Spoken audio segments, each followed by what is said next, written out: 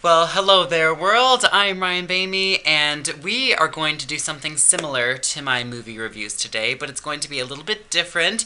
I will admit that I have seen quite a few films, many of which I have not made a singular movie review on. So to make up for the fact that I didn't go through every single film individually and critiqued it along the way, I'm going to do a brief mini review and summary of the other 6 films I have seen this past summer.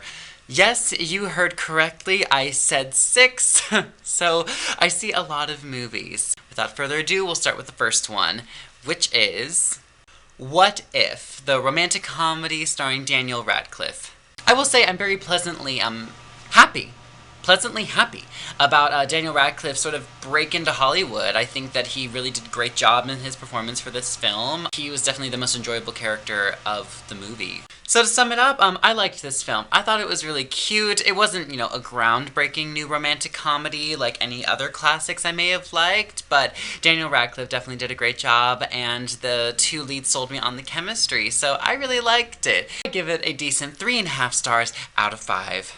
Movie number 2, Magic in the Moonlight, starring Colin Firth and Emma Stone. I'm not a huge, Woody Allen fan, to be quite honest. I'm sort of, I'm not partial to any of his films, but I really loved Magic in the Moonlight. I thought it was very funny, it was quick, it had a very dry British sense of humor, which I really enjoy.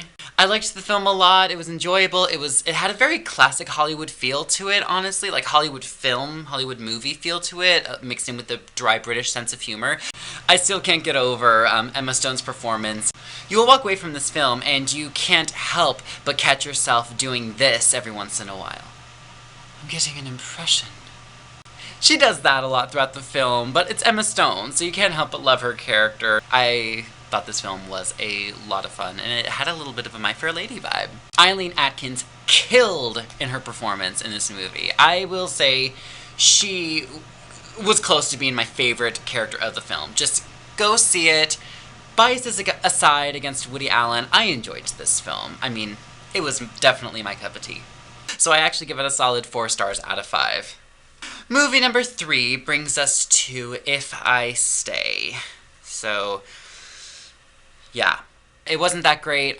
Every single cliche you could picture in a, romance, sad movie was honestly put into this movie. By far the weakest link was Chloe Grace Moretz.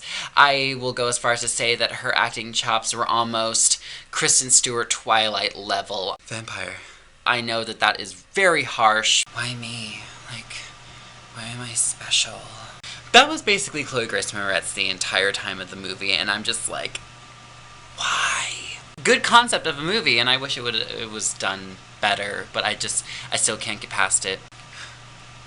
Anyways, you get what I mean. Save for a couple scenes, it didn't save the movie. I may have shed a tear for 1 or 2 performances, not from the lead, so it didn't impress me whatsoever, and I give it 1.5 stars out of 5. Movie number 4 brings us to a more positive note in The 100-Foot Journey, starring Helen Mirren. For those of you that are familiar with the film Chocolat, this movie had a very similar feel to it, if I do say so myself. I love Chocolat, for that matter. So that being said, I really liked 100-Foot Journey. The movie was really good from start to finish. It was enjoyable, and it was also kind of relaxing, but also made you hungry because it deals with food. So I will say I give this movie a solid 4 stars out of 5. And the 5th one brings us to Let's Be Cops. I was apprehensive about this movie, not gonna lie, just because of the, more negative reviews it got as a comedy, but that being said, I really enjoyed it a lot more than I was expecting to. I was cracking up in my seat, as well as the audience. There are some characters and plot points that are kind of stupid and silly, but there are hilarious moments that definitely outweigh those, so I will forgive the poor narrative, or mediocre narrative, if you will, in some areas, because the comedy was pretty fucking hilarious. I don't believe it's Bridesmaids or Superbad or Wedding Crashers level per se, but it was definitely worth a great laugh and definitely worth a few more viewings afterwards, so I will say I give it a 3.5 star review out of 5. And the last film I will conclude with shall be The The Last of Robin Hood. So many of you may not have heard of this movie. It stars Kevin Kline, Dakota Fanning, and Susan Sarandon. This film really didn't really do much for me. I was expecting a lot from Dakota Fanning, to be honest with you. Her performance is what really made the movie sink for me, because I feel like her character is really one of the only redeemable characters, honestly, in the movie, but you have a hard time rooting for her because she gives a very stiff, sort of bland performance. Susan Sarandon was definitely, I feel like she shined the most of all the performances in this movie, but unfortunately it wasn't enough to save it or make it a great film or even a good film to that regard. So I will say I give this film 2 stars out of 5. So, like I said, short and sweet and simple. Some were winners, some were not, but such is the film industry.